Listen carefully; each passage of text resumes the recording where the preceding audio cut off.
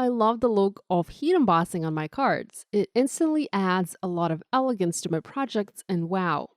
Recently, I've also become fond of foiling. I'm able to easily take my handmade projects to a new level with the help of foil. In this video, I'll show you how to combine these two techniques to create easy to make Valentine's Day cards. Of course, you can apply this to any other occasion cards or even other projects, not only card making. Hi everyone, I'm Yana Smakula and I'm hoping you'll love this video. If you do, please give it a thumbs up and subscribe to my channel. Ring the bell too to be notified of every new upload.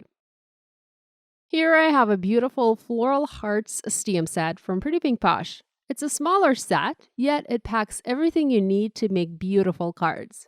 There are two hearts, an outline, and a solid-like heart, and these can be used separately, each on its own, and also together. The solid heart fits nicely inside the outline one to create one shape.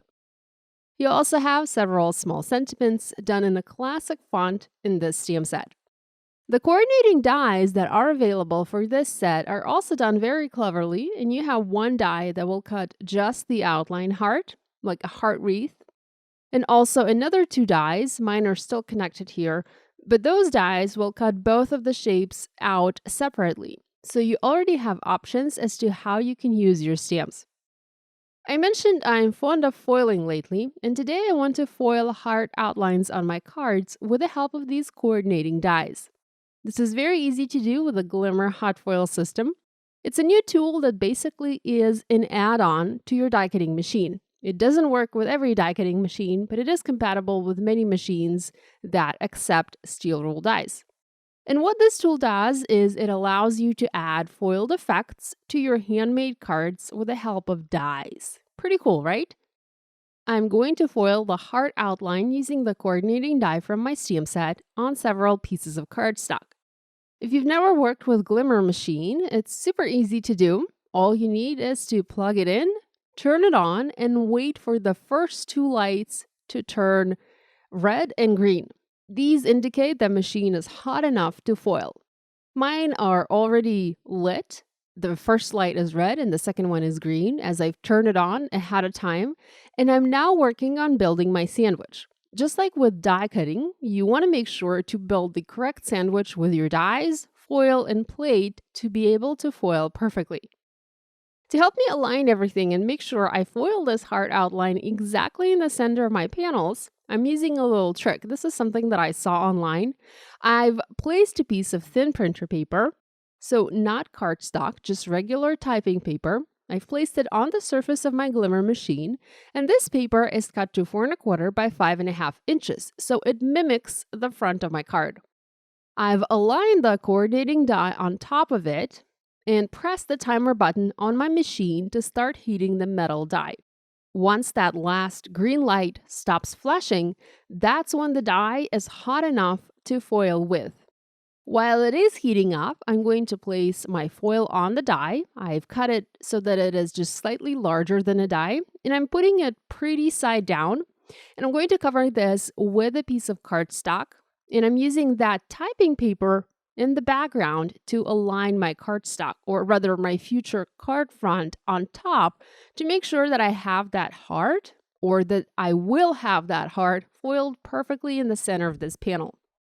Next, I'm going to add clear plastic shims that come with a Glimmer hot foil machine, and I'm also including a cardstock shim here. It's that green piece of paper that you see on the screen.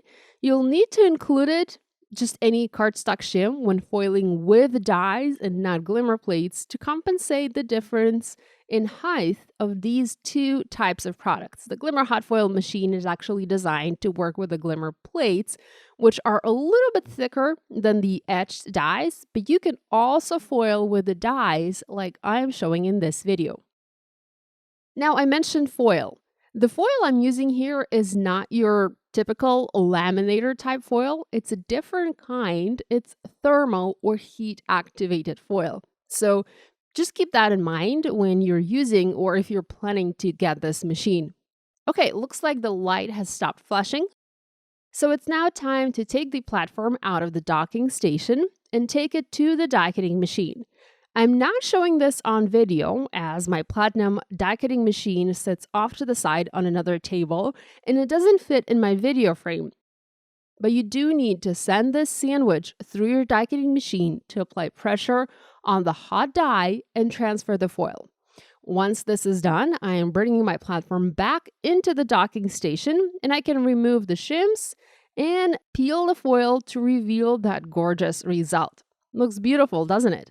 We have a hint of overfoiling here, but it's easily fixable, so don't worry about it. I'm going to set this panel aside, and while I have my glimmer out, I'm going to foil several additional panels using same gold foil. Same outline heart die, but just different colors of cardstock. My plan for these cards is to then gold heat emboss the heart image inside the foil outline for some extra wow. While my machine is heating up again, I'm going to get rid of that extra overfoiling simply by using a pencil eraser. You can just carefully erase the excess foil and nobody will ever know you had any overfoiling on your paper. The last light usually flashes for about a minute. That's how long it takes for the plate or the die to heat up. And while it's doing that, I like to sip some coffee or prep for the next card. Once it's hot and have stopped flushing, once the die is hot, obviously, not the light, I take it out of the docking station again to my die cutting machine, run it through, and bring it back. And look at that gorgeous foiling. Who would have thought that you can do this with your coordinating dies? Pretty awesome, right? Here's another one that I foiled, this time on craft paper, and it also looks very beautiful.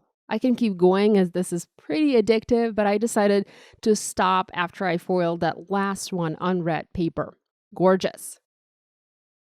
Here's an up-close look at how the overfoiling looks like. You just get a little bit of excess foil here and there. Nothing serious, and again, it's easily fixable with a pencil eraser. Next, I'm going to stamp the heart outline image inside the foiled outlines. I'm using my Mini Misty stamping tool for this to make sure that I don't mess up and stamp exactly where I want to. So it's better to use some sort of stamping positioner when doing this step. I'm treating my paper with an anti-static powder tool to make sure my embossing is going to be nice and clear or clean. And next, I'm going to ink up the stamp with clear embossing ink and stamp it on the paper. It looks good enough. Time to add embossing powder. I'm going to use different colors for different panels today, and here I'm using detail white embossing powder. Time to heat set it with my heat tool to melt the powder. Now, if you want to recreate these cards, be sure to do your foiling first and heat embossing later. First of all, you will not be able to align the foiled outline around the heat embossed stamped image. It's much easier to align the stamping inside the foiling. And second, the glimmer machine applies heat, and that heat can potentially mess up all of your heat embossing. I have not tried it myself, but I bet it would remelt the powder and have it go completely into the paper. And you really do not want that happening. So do your foiling first and your heat embossing later. Next, I also stamped the same image on my pink panel, and this time I'm using my gold embossing powder. It's also gold, so it's gold foiling and gold embossing, lots and lots of gold. A quick tip for you, do reposition the heart stamp every time in your stamping tool, realign it, as the foiling isn't exactly done in the same spot on each panel. It looks like it's done in the same spot, but it's not. So if you position the heart stamp once and have aligned it on one panel, it doesn't mean it will be aligned with the next panel as well. So just reposition it for every panel you want to do heat embossing on. For the craft panel, I decided to stamp both the outer and the inner heart sections to have one full heart on my card. And I also used detail white embossing powder here. Here's a close-up. It looks so very gorgeous. I finished all 4 of my panels, and here's a quick look before I start putting them into cards. I think the red and the light pink are my 2 favorites. My plan with these panels is to add some simple coloring.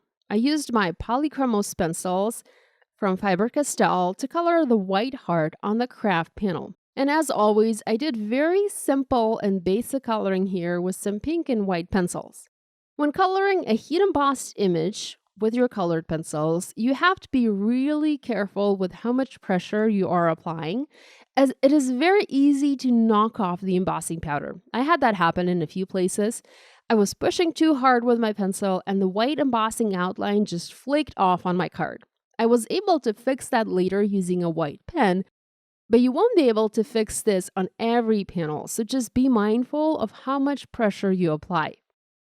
I did not film the entire coloring part as I wanted to keep this video short and sweet, but here you can see the almost finished heart. I love the look of pink on craft with lots of white, and this color combo is always a winner, I think.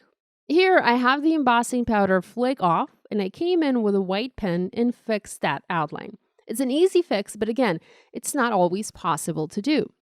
I used a mix of white pen and pink pencil to color my light pink panel.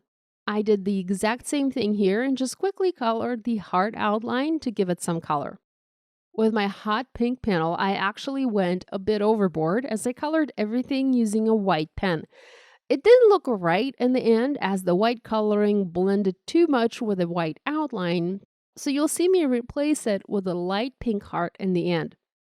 To add interest to this panel, I took it to my scoring board and I added diagonal score lines every inch. It's a very simple technique that allows you to add some nice texture to the background of the card.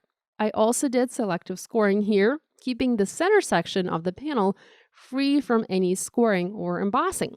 You can't really do this with embossing folders. I mean, there are diffusers out there for embossing folders, of course, but still you cannot diffuse a custom shape, like this heart, for example. So adding manual scoring to the background is a nice alternative. It's not the easiest thing to do, as it can be quite hard and tiring on the wrist to add all of those score lines, but it does look really nice on the finished card. Here's my scored background done. I opted for a diamond pattern and I just love the result. I used a solid layer of white fun foam and foam mounted this panel onto an A2 white side folding card base.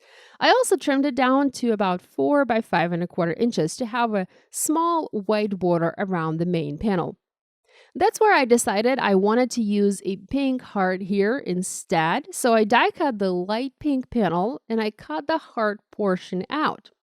Using foam adhesive, I foam mounted it in place over the original heart. So here I used the die to first add the foiling, and then I used the die to cut the image out. I did not position the die exactly over the foiling.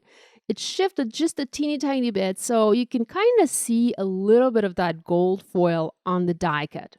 Here's a close-up look. It actually turned out quite nicely, especially with the foiling around the edges on the both hearts.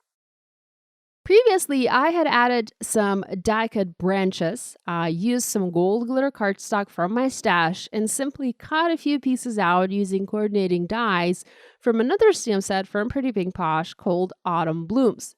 I also gold heat embossed with love on a piece of light pink cardstock, and I foam mounted that overlapping both the heart and the background. One of the main things I did for this card is I added little jewels on the intersections of the scored lines in the background to really spice this background up.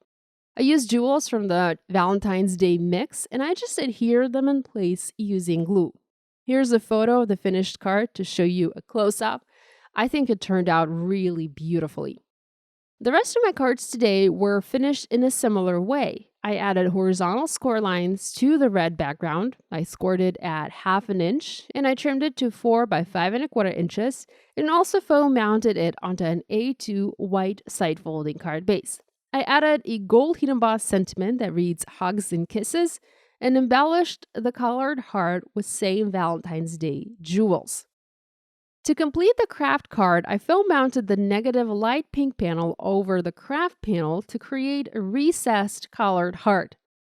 The pink coloring went really well together with the light pink background. I also trimmed these panels to 4 by 5¼ inches and foam mounted onto an A2 white side folding card base like before.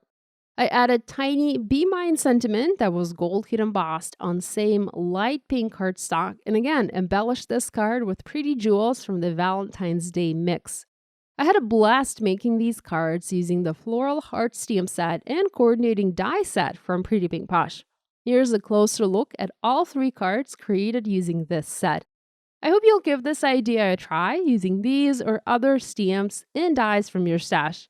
If you do, remember to share online and tag us. We always love seeing what you guys are making. On the screen, there is a link to another video that you might like to watch after this one. Subscribe now not to miss any new card making tutorials. Thanks for watching. I'll see you next week.